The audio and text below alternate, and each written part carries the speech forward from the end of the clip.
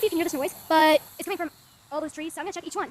So, I have no idea where these noises are coming from. This does not even sound like a cricket. No, it might actually be thousands and millions of crickets because it's coming from over here too. And I do not see any squirrels on that tree or anything else. And it's really hard to see crickets in our neighborhood because I had one. I think they may be warning the other crickets that there's a bird nearby, because there is. So that might be what it is. But they do this every single night, which is what confuses me. Why do they do it every single night? They sometimes even do it in the day, which is weird. That's not normal for crickets to do it during day, is it? I didn't find anything yet. So if you know what is making this noise, please put it in the comments, please. Because this cannot be crickets. This is literally not crickets. This happens every single night. Please put it in the comments if you know what it is, because this is going to drive me nuts. That's seriously going to drive me nuts.